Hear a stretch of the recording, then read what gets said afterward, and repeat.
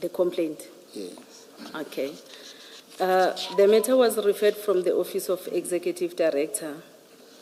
On 2021-10-13, the complainants, that is Chief Mashaba, Warrant Officer Pakula, and Warrant Officer Makhano, came to IPID National Office to lodge a complaint of defeating the ends of justice. The complainants were interviewed by the members of NCIT, and I was part of the interview. The complainants were advised to open a case at the police station and provide IPID with the case number. The case was opened at Boysen's Police Station and registered as Boysen Case 252 of 10/2021. After receiving a case number, on 2021-10-19, a referral memorandum was drafted for the approval by the Executive Director or someone delegated by the Executive Director to register a case in terms of Section 28(1)H of IPID Act. This Section 28(1)H of IPID Act, it refers to any other cases that the police officers are involved, but they are not mentioned in terms of the Act between paragraph A to G of the IPID Act. So if it is a case that was referred by the Executive Director, we register that as Section 28(1)H. The referral memorandum was approved, and then I've attached the memo as my TK1, and the file was registered as per CCN number 2021-10-0314 in terms of Section 28(1)H, that was defeating the ends of justice. Paragraph 16, in essence, Section 28(1)H gives IP the authority to investigate the police conduct that acts unlawfully and intentionally obstruct the course of administrative of justice. The case was then assigned to me for further investigation. On 2021-10-28, NCIT members interviewed the informer, Tumelo, who gave the complainant Mashaba information about the drugs. Before we move on, can I just then get a better understanding on, let's go to paragraph 12. Okay. You seem to suggest that on the 13th of October 2021, you have the 3 complainants coming to your office. And out of that, you interviewed them, and the question is that you advised them to go and open a case. Yes. Is that the normal standard? It is a normal standard, because when they came to IPID, they were under the impression that they are coming to open a case with IPID, whereas IPID, we investigate cases after they've been opened at the police station. So without which you can't move on? Yes. Okay.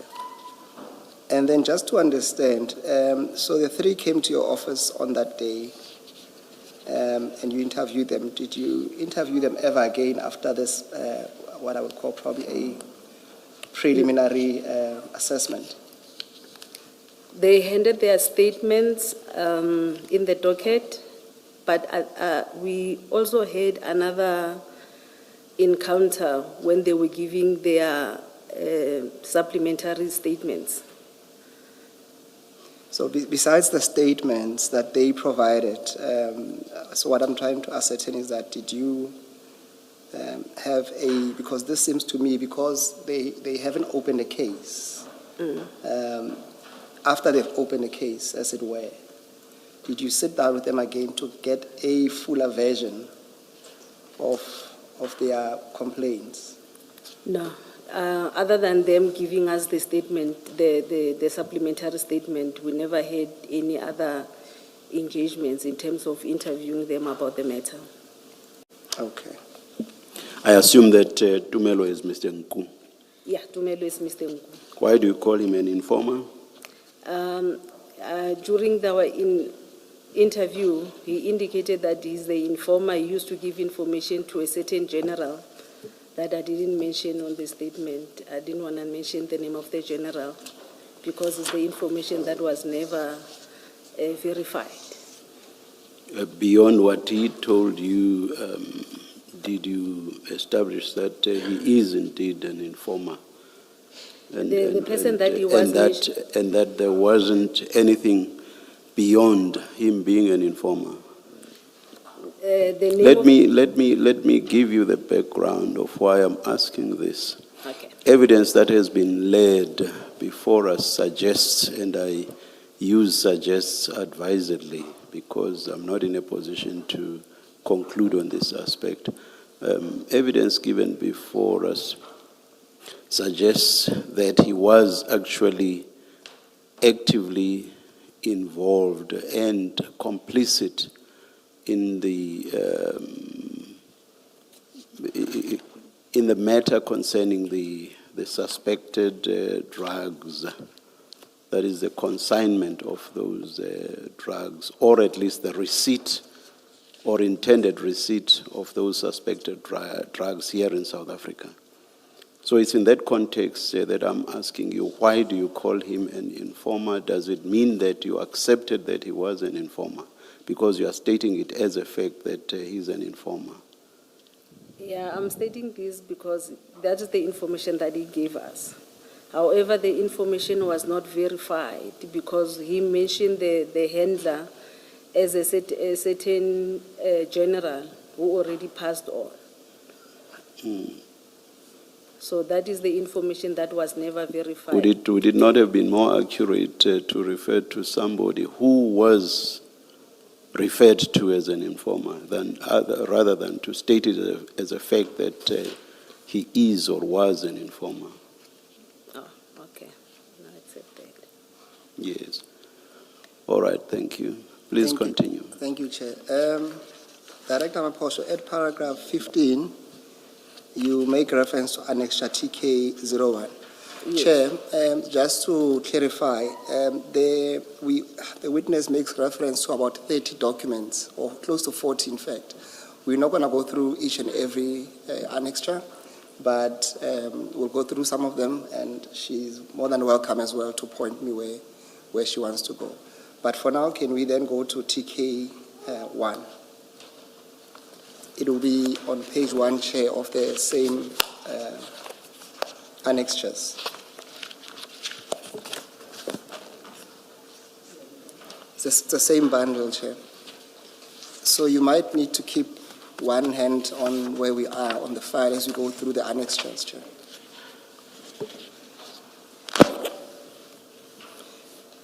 Director Maphosho, can you just briefly go again? What is the purpose of this memorandum? The purpose of this memorandum is to seek approval from the executive director or someone delegated by the executive director to give IPID permission to investigate these kind of cases where the SAPS members are involved, but those are not the cases that are mentioned in terms of section 28, 1A to G. Okay, and then you give a brief description of what you call the merits of the complaint. Would that be based on the statements or based on the initial interview, or it's a consideration of both, having met with them and having received their statements when you at least compile this memorandum? It's after we receive their statement. Remember, we only register these after they've already registered the case. So with the statement of the complainant, that's when we can generate this document for approval. All right, can you then, for the record, and because this narrative goes through, even find its way to your final report, can you read through for the record the description you have there in bold? Okay. It is alleged that on Thursday, 8 July 2021, Chief Mashaba received an information about the suspected drugs that were to be transported from Durban to Alberton. The following day, on the 9th, the information was followed, and indeed the truck was followed to the depot where it was parked. Chief Mashaba asked for assistance, and he was assisted by Warrant Officer Mukhana and Warrant Officer Pakula. The truck was then escorted to its destination at Aeroton, where it was opened by the owner. The police searched the container and drugs were found in the container. The driver of the truck and the person who were to receive the whole cargo were placed under arrest. However, the Hawks members arrived at the scene and the member who recovered the drugs were later arrested. The driver and the owner of the cargo were then released. All right. I will raise my concern with you with this description, and then you can comment if you want. Okay. And my concern really is that it does not seem to capture the heart of the case. I know it's a brief summary, but it seems to be omitting at least very crucial information. For example, I'll mention to you that it says nothing about the informer, Mr. Nku. It says nothing about Warrant Officer Mahane's designation. It says nothing about people from Pretoria attending to an incident in Soweto. It says nothing about the drugs allegedly being solicited to be moved to Germiston. And it certainly says nothing about the loading of the drugs by the very same complainants into the what they call Mr. Mahane's baggie. So it gives a very, I would say, a sanitized account of events based on their version only. I'm just concerned that it doesn't give the full picture of what, and this information obviously is used to inform you as the IPID whether to proceed with the matter or not. And having seen and having consulted with other witnesses and having been aware of the fuller picture, is there any comment you want to make on that observation? This document is prepared on the very early stage, before even the investigation was conducted. At this particular time, we will only have maybe the statement of the complainant, coupled with what we come out from the interviews that we had with the complainants. It's not the fuller version of what transpired during the investigation, because at this particular time, we haven't even started with the investigation. No, that's correct, and that's my very concern, that you didn't have a proper, or at least you were not provided with a full version by the complainants.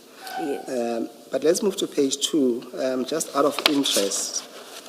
It says there in the middle of the of the page, when you deal with the prospect of successful investigation, what does that mean, and how do you arrive to that scoring of 50%? Because we haven't even started with the investigation, and because we don't have the version of the other members, the suspects. So for us, it's 50-50 chances whether they're telling the truth or not. So we cannot say it's above 50 or below 50, because we don't have the version of the other members who are involved. Okay. But I would assume, because there is a below and above, there are circumstances where you might score below and above. I haven't even found something like that. For me, it's always 50-50. No, I'm just saying, what the document, it does give an option of... in the document, yes. Yes. All right, thank you, Director. Can we then proceed on page 5? You deal with so we're going back to the statement, Chair. We deal with a summary of allegations. Can you pick it up at paragraph 18, where you deal with, it's an A1 of Mr. Samuel General Mashaba. Okay. The complainant alleged that on Thursday, 2021-0709, they were following up on an information about drugs from Brazil that they were in a container and were going to be delivered at Scania, Aeroton. He was assisted by Warrant Officer Mokana from Zonkeziso SAPS, who was referred to him by Warrant Officer Pokungwane. These annexure 3 and 4 is the statement of Mashaba and the statement of Warrant Officer Pokungwane.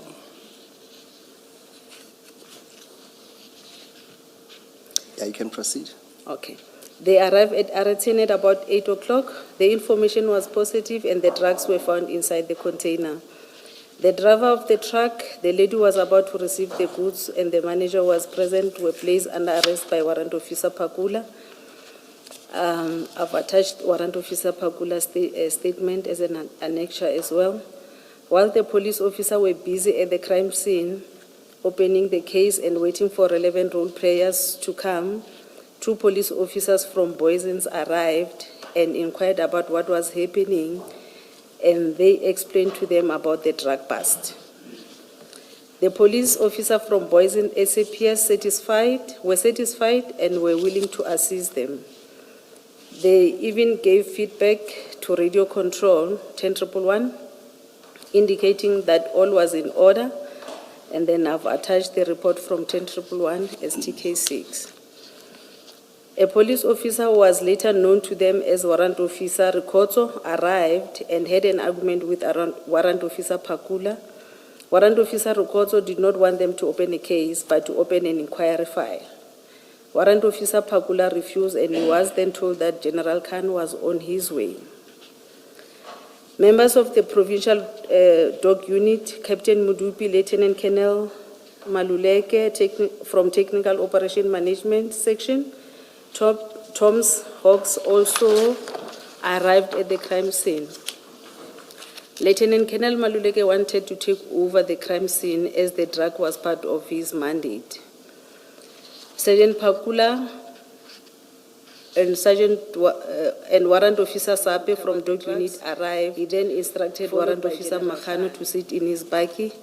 He instructed Chief Mashaba to go to his car and took his firearm and cell phone.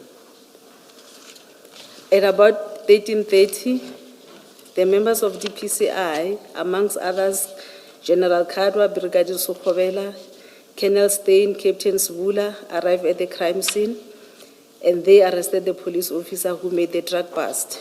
That is Warrant Officer Makano, Warrant Officer Pakula, Chief Mashaba, and Tumelo.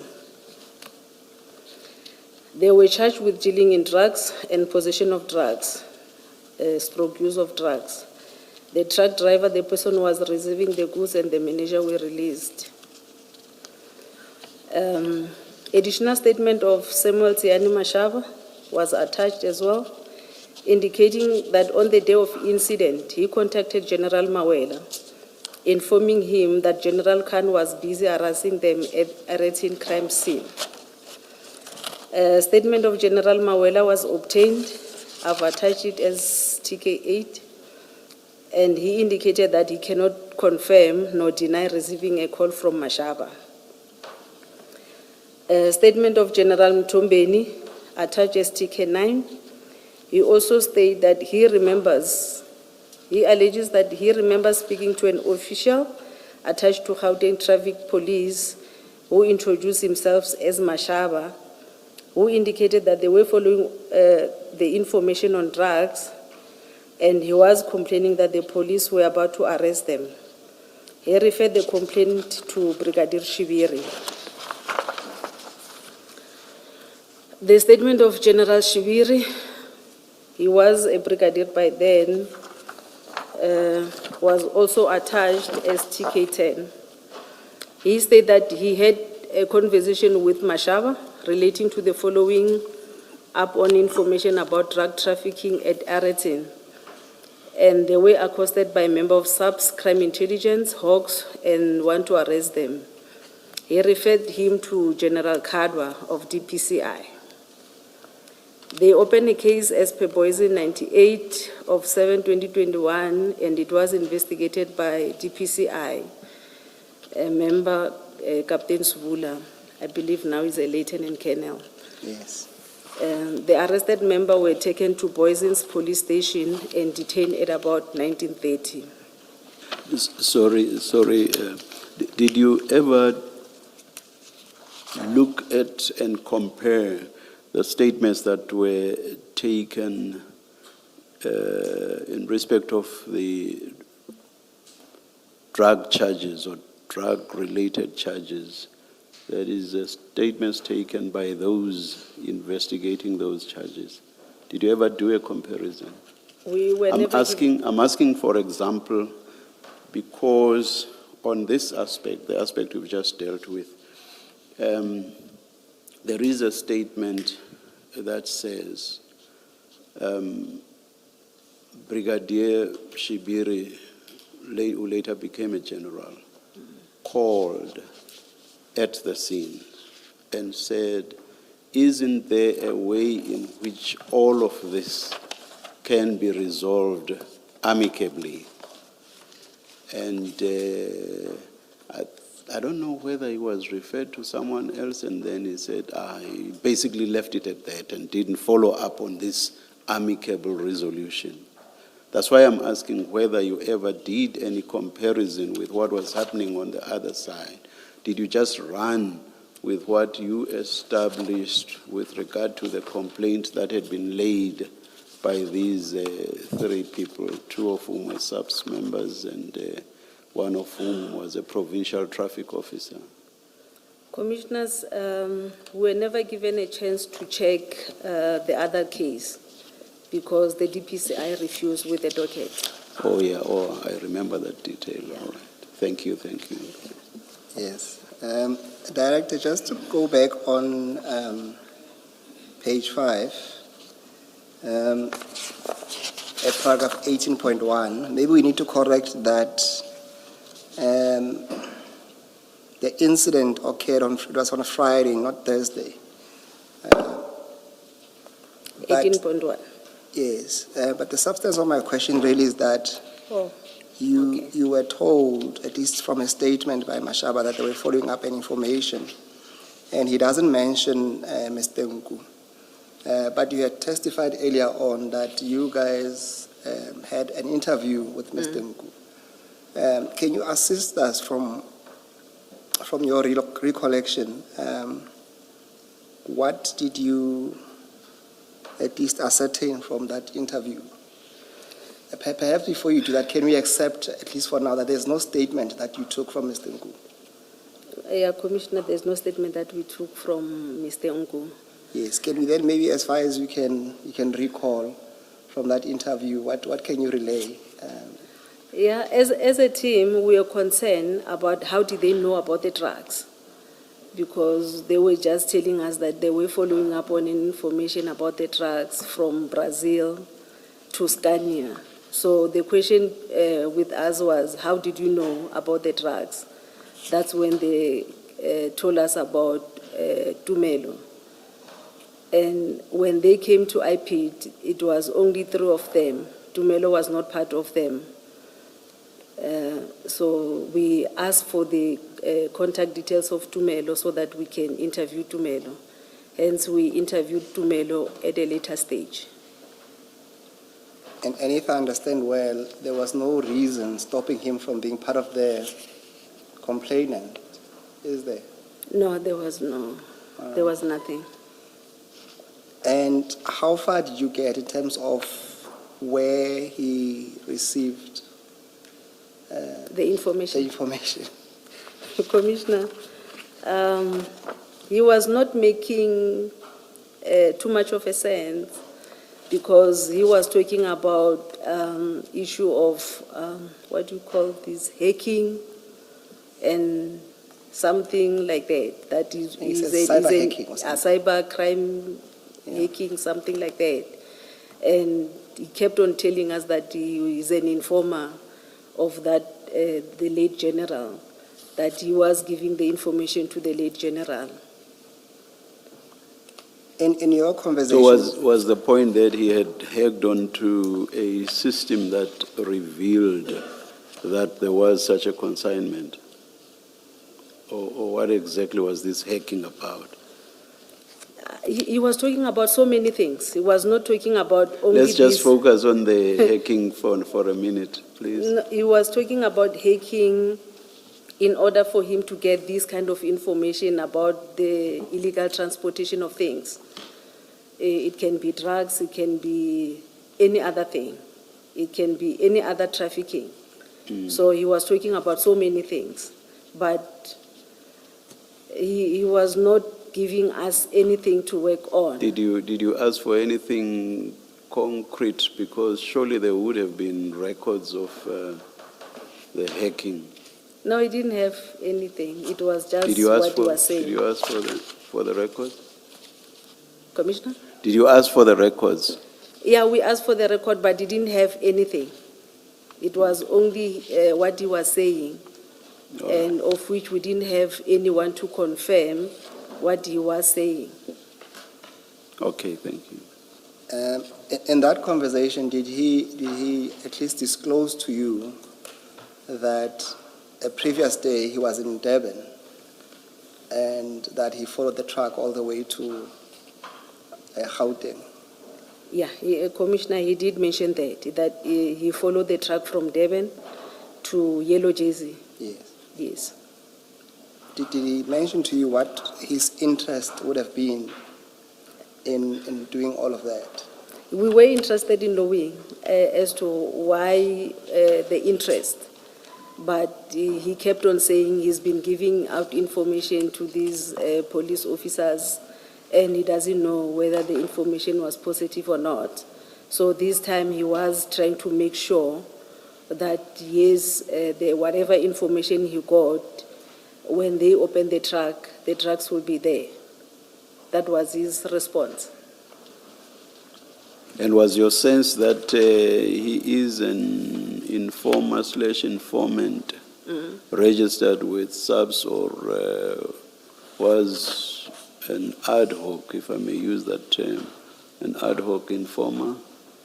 What was your sense? What was your sense? My sense was that he was not a registered informer, because if he was a registered informer, he was going to tell us about the handler, the general who passed away, but the general was working with other people. So from my understanding, he was not a registered informer. Okay.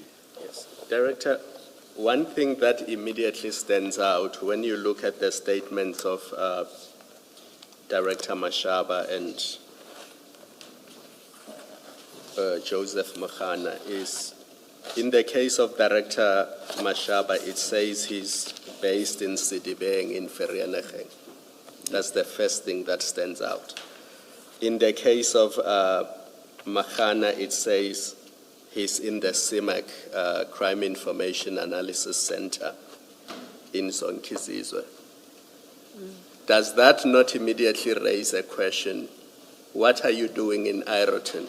If you are a traffic director in Vereeniging, or you are a crime analyst in Zonkizizwe, what are you doing in a drug bust? Because those two jobs have nothing to do at all with being involved in a drug bust. Before you even get to what happened, just their positions. A traffic officer in Vereeniging should have nothing to do with a drug bust in Johannesburg. A CIMAC officer, we've heard that they are desk bound because they analyze stats, crime stats, to assist those who are operational to do their job. When they say to you, we conducted a drug bust, isn't the first inquiry, what were you doing there, because that's not your job? Yeah, Commissioner, it was our concern that why, especially with Mashaba as a traffic official, but he told us that he normally gets this kind of information. I don't know his job description where he's working, but he indicated that he do get this kind of information, and then he normally assists with this kind of operation. He was saying he used to work with General Mashaba. So I don't know his job description. I'm looking at the affidavit that he gave you, paragraph 1. It gives his name, ID number, and he says, I am employed as chief at Gauteng Traffic Police, Sedibeng in Vereeniging, on page 6. It's your annexure TK2, which you refer to in your statement. Okay. So Sedibeng is a district, it's in the Vaal. Yes. And he says, I'm following a truck in Ekurhuleni, and I'm following it to Johannesburg, and I'm conducting a drug bust. So where he works, that's problem number one. Problem number two is he's a traffic officer. What is a traffic officer doing? Conducting a drug bust. Commissioner, we tried to find out from him. That is why maybe he also gave his supplementary statement to indicate that he used to work with General Mawela. That is why on that particular day, he also phoned General Mawela. I don't know how they work at the traffic side. I don't know whether if you are working in Sidibeng, you can also attend to the issue of Tshwane, for example. I don't know.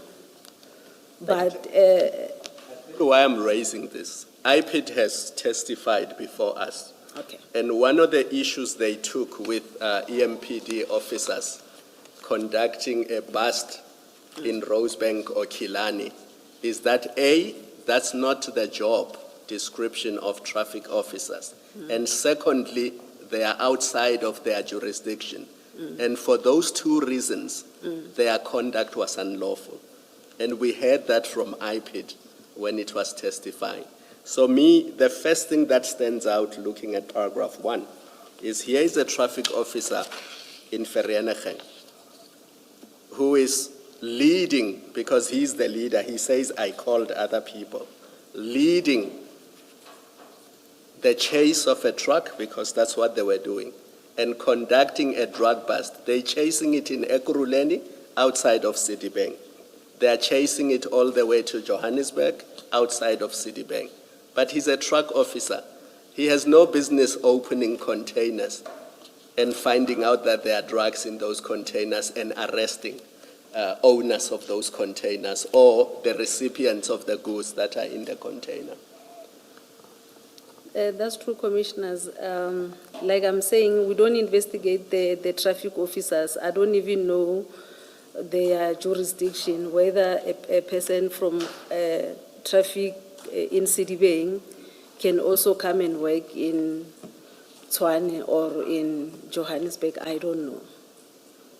But don't, as an investigator, don't you